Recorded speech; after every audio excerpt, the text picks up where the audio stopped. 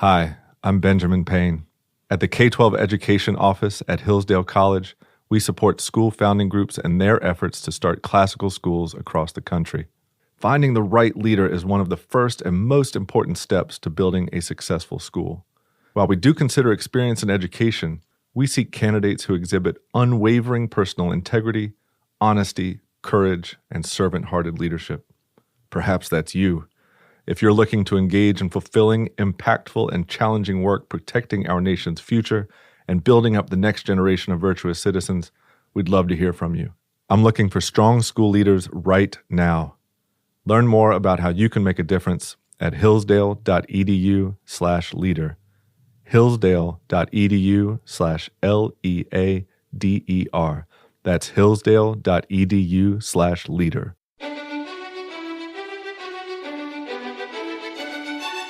Welcome to the Hillsdale College K-12 Classical Education Podcast, bringing you insight into classical education and its unique emphasis on human virtue and moral character, responsible citizenship, content-rich curricula, and teacher-led classrooms. Now your host, Scot Bertram.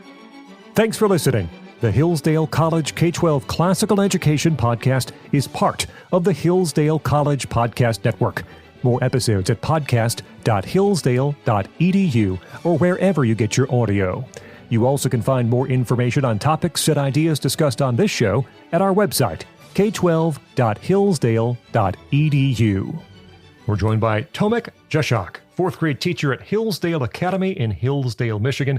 Tomek, thanks so much for joining us. Thanks for having me. Continuing our series on summer discussions here on the podcast, this time summer break for the classical teacher.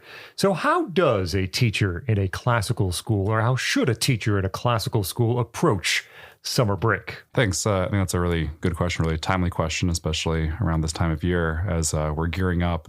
And I know a lot of teachers, I don't think I've met any teachers yet that as the school year comes to a close, they're still going strong. It seems like we're just trying to get over that finish line, trying to be as consistent as we can in our expectations of the students. And so then when summer break rolls around, sometimes it leaves the question of, well, now what do we do after all that effort, all that work that I put in? I think that in classical schools in particular, a lot of the teachers that I've worked with and gotten to know over the years, when you mention that kind of idea of leisure, one idea that comes to mind is a book written by Josef Pieper about leisure, the basis of culture. And that might be a good place to start. Pieper has a long and really worthwhile meditation on this topic of leisure. He's writing after the wars and from Europe, and so he is responding to this idea of kind of total work, of where people's lives are really defined by their work. And so a couple of quotes come to mind. He talks about how we tend to overwork as a means of self-escape, as a way of trying to almost justify our existence. And then later on, he says that, of course, the world of work threatens to become our only world to the exclusion of all else. And I think that's something that it's worth bearing in mind for teachers, that the work that we do is meaningful. That's one advantage that I think that this profession has, is that if you're doing it well, there isn't the question of, what am I doing with my time? Hopefully you get that sense of satisfaction that this is work that matters. This is work that needs to be done. But still recognizing that it is work, that it is the kind of thing where we don't want to be solely defined by that. We're individuals, we're human beings with our own interests and passions, and that the summer might be a great time in order to explore those a bit further. I want to back up, I guess, chronologically just a little bit, because you mentioned you don't know many teachers who are getting to the end of the school year and not sort of crawling over that finish line, right? Should anyone feel bad if that's the way they feel when it gets to that second week of May? I don't think so. I mean, it's don't get me wrong. This is not to say that teachers are not putting in the 100% or something like that. But you see it. You see it in the students. You see it in the parents as well. That the school year can just be a grueling thing. It's oftentimes not simply the academic expectations that are there, but all those things that go outside of it. And so as the year progresses, as spring, summer weather is coming on, then sometimes their focus or the students' focus can be on something other than their schoolwork. And so I think that teachers have to cut themselves some slack. I think they have to recognize that, again, the work that we're doing is good, and that there is a time for that rest and relaxation for our students as well as for ourselves. Yeah, and that's summer break. So how can maybe nature, outdoors, talk a lot about being outdoors over the summer during this series, art, time with family, how can all those things help support the growth of a teacher as a person and as a professional? Well, I think to start off is just the rejuvenating nature of all of those things. When we spend our time in nature, when we spend our time through things like art or time with family and friends, good conversations, it's a chance to kind of recharge. Like I mentioned earlier, that school year is a grueling thing. And so one thing that we want to be careful of is not burning out teachers. Sometimes teachers maybe have understandably very high expectations for themselves and for their classrooms. They want to make sure that they're doing everything right. But one thing which I've become more concerned about, and more kind of, as it's become more evident just in my line of work, is seeing teacher burnout, seeing teachers who really tremendous teachers, but that the expectations that they hold for themselves just being almost sort of superhumanly. And I think it's pretty well understood that there's a bit of a teacher shortage, and perhaps that's part of the reason for it. So at any rate, those kinds of activities are really rejuvenating. Give life to the teacher. Help them to see that again, their existence, the way that they spend their time, is not something that should be defined solely by school. And as far as the kinds of activities, you had mentioned camping, spending time outdoors. I don't think that teachers need to feel like, oh, here are certain activities that I have to be doing. It's got to be those. A lot of times those will be defined by your own interests, by your own hobbies. And maybe it happens that it's an extension of things that you're teaching. Maybe you teach the Middle Ages, to your middle schoolers or your high schoolers, and you really love that stuff. And so here's a chance to dive back into that. That's great. And maybe you don't want to read anything about the Middle Ages for the next 2.5 months, and you'd much rather spend time on some other hobby or interest that you have. So I think that the teachers shouldn't feel any guilt with regard to that sort of thing, that as long as the kind of activity that they're doing is something which is truly rejuvenating, not simply a matter of killing time, not simply a matter of just kind of wasting away until the next school year starts, then they should proceed with confidence that this is a good way of spending my time. And are there certain activities that perhaps you would encourage teachers to explore over their summer break? Yeah, I think that's something that's worth considering, because when you have the prospect of a couple of open months ahead of you, and you think about how you're going to spend that time, then I think there's two main tracks that you can go down. One thing which I would sort of discourage teachers from doing, even though I even myself have kind of fallen into this trap, is killing time is really just sort of using that time in such a way that it's not actually rejuvenating. It's maybe something where we feel like we can turn our mind off for a while. But then upon later reflection, when we think about it, we realize that I don't feel a whole lot more rested than I did to begin with. And so the sorts of activities they're looking for, maybe two things come to mind. One is we want to be careful not to be too passive, where we're just simply receiving certain things. We're just sort of the recipient of, maybe it's something that we're watching or something that we're listening to, but we're not really actually thinking about things. We're only taking that sort of thing in.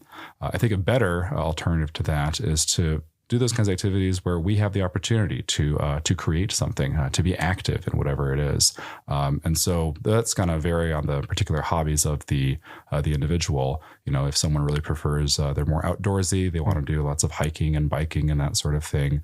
Maybe someone is particularly motivated by books and reading. Maybe you have someone who wants to explore, maybe even pick up a new hobby. Maybe they've always had an interest in learning guitar or learning to paint or draw or something like that. Encouraging teachers to pursue those interests or maybe potential interests during that time. Because I think what you'll oftentimes find is, even if you're not creating some great works of art by the end of the summer, you do feel a sense of rejuvenation that you wouldn't get otherwise. When you get to the end of an academic year and you have an opportunity to review what's happened, how do you figure out what worked well, what didn't, what adjustments perhaps should you consider? This is for a number of years, I worked with teachers at various schools, and I remember the same sort of question coming up. And this is something where if you didn't do it during the course of the year, then it's going to be less helpful, but maybe something to keep in mind for next year. And that is that oftentimes, the best time to really reflect on it is right after that lesson happens. Mm-hmm. So you teach a class and then something doesn't go right. You didn't prepare enough for that class. You had way too much material for that class. There was a concept which you thought the students understand, but it just wasn't clear. And so hopefully over the course of the year, and if this is a practice that teachers aren't doing now, something just to keep in mind for next year, is to make some sort of note of that. It doesn't need to be anything extensive. I know that at the end of the day, we're tired and beat down, but just a simple sticky note of just like, okay, I need to rework this for next year. Mm-hmm. And that way, when we come across it again the following year, we're not surprised that, oh, that's right, this is this lesson which I knew I was supposed to fix. I just never got around to it. So that closeness, that proximity in recognizing the issue and then actually trying to label it, to correct it, is important. But looking over an academic year, I still think that even if we haven't done that, we recognize that here's a text that we thought we would get through, but we really had to rush for the last couple weeks of the year because we didn't get quite through what we needed to. And so again, they don't need to all be fixed right at that time. I think it's important to recognize that teaching is a lifelong project. Yeah. That you will not create the perfect lesson plan, in the course of just a couple of years. That this is something which hopefully you get to come back to over and over again, refine and make better. And so recognizing that a little bit of improvement, just making a little bit better on what you did last time, it might take you years to get it to just exactly the way that you want it. But having those sorts of expectations of just a little bit of growth at a time is, again, a much more humane way of looking at our profession. I've been teaching here at the college now for almost 10 years in the journalism department, but did not teach before getting to the college. Something that I noticed as I started going through my classes was how almost blindingly obvious it was when that was the case, meaning it was very clear, oh, this didn't go well. I really need to find a different way to teach this to my students because they're not understanding. And on the opposite side, it was very obvious when, oh, this was a slam dunk. I should do more things like this because it really drove that point home. So I just wonder, for other teachers, is it like that? Is it very easy to see, oh, this was great, this needs improvement? I think so. I think sometimes some of the best ideas that we have come off the cuff. That's not a way that I'd recommend going about planning your lessons, but there are sometimes where we're teaching a class that we just have an idea, some sort of creative impulse that says, what if we did it this way? And sometimes it doesn't work at all. And sometimes that was a fantastic lesson. So even if it's something as simple as just keeping that in mind and trying to maybe find other ways where you can incorporate that. I think that sometimes we think that the great lessons are the ones that you sat and you pondered over for the longest period of time. But sometimes it's that almost inexpressible inspiration that you get in the moment that you end up keeping for years to come. Talking here about summer break for the classical teacher in the Hillsdale College K-12 Classical Education Podcast.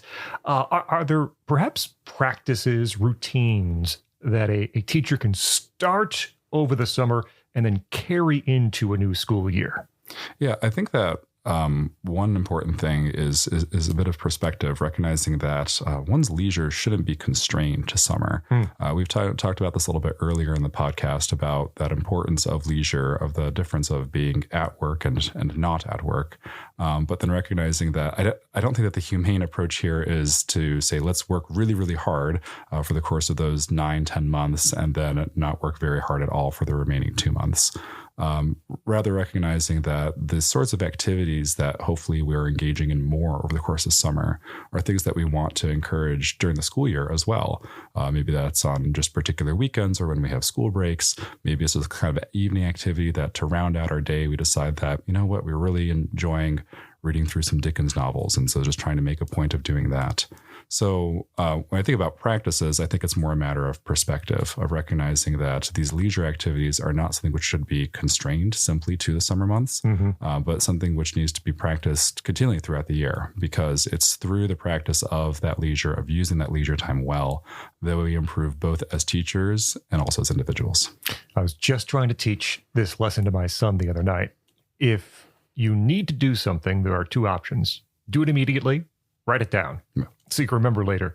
do you recommend, is it a good practice for teachers as things come up in October, November? Oh, I can do this. I'll do it in the summer.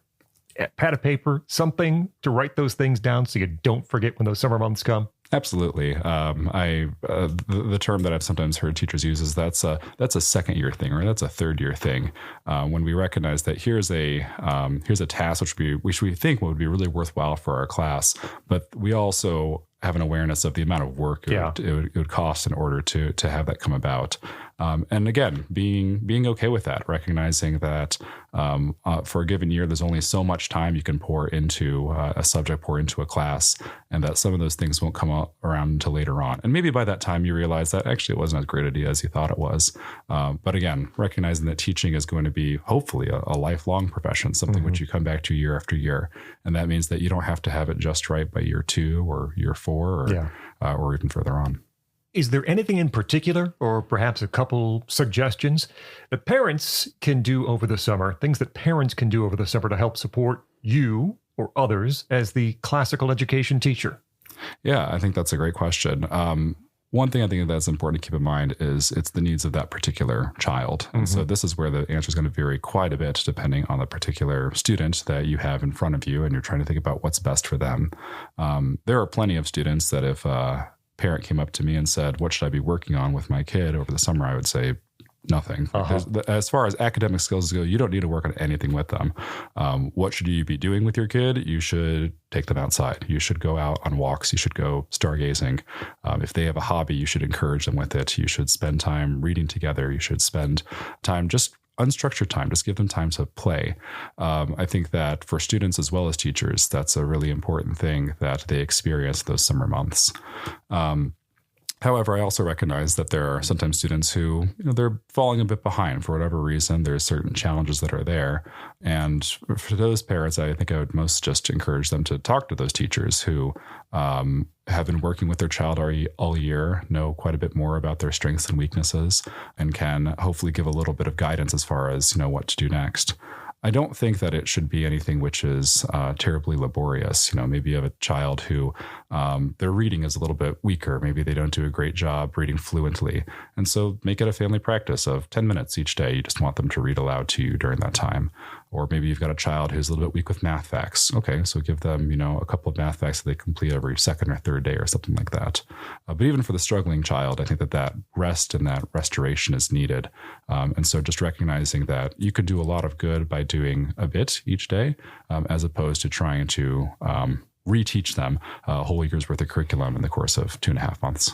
As the school year ends just before the summer, there are parents who are perhaps wanting to, and students who want to give a gift, a token of appreciation for a great school year. And I speak as a parent. I don't know what to get teachers necessarily. Is there anything particularly meaningful or useful for teachers to receive at the end of a year? Coffee cups, definitely coffee cups. Coffee cups? No, not at all. Yes. Okay. I recall working with one fantastic teacher, and she would comment about the amount of coffee cups she has accumulated over the years. Well, you need one for each day, right? That's right. Yes. So goodness. By the way, my collection is in my office too. That's a great question. As far as what to give a teacher, to show their appreciation, I think that teachers are kind of like that relative that you see every once in a while and you don't know all that well. And sometimes the safest gift to give them is, some sort of gift card or something. But I know plenty of teachers who their idea of a really great summer day is to start off and head over to the local coffee shop and read their book in there while sipping on their coffee. And so that might be the kind of thing which you would give to a teacher like that. Teachers' interests are so varied that it's hard to give one kind of thing like this is a teacher gift. This is clearly what a teacher is going to like. I guess what I'm trying to say here is that teachers are individuals and they're going to have their own particular likes and dislikes. So if you want to be safe with that, I suppose a gift card or something like that might be your best route. But it's the kind of thing where any sort of appreciation at the end of the year, you'll find a teacher who's grateful for it. All right. Tomek Grzesiak, he is a 4th grade teacher at Hillsdale Academy here in Hillsdale, Michigan, talking about summer break for the classical teacher. Tomek, thanks so much for joining us here on the Hillsdale College K-12 Classical Education Podcast. Thanks again, Scott. I'm Scot Bertram. We invite you to like us on Facebook. Search for Hillsdale College K-12 Classical Education. You also can follow us on Instagram at Hillsdale_K12. That's Hillsdale_K12 on Instagram. Thank you for listening to the Hillsdale College K-12 Classical Education Podcast, part of the Hillsdale College Podcast Network. More at podcast.hillsdale.edu or wherever you get your audio.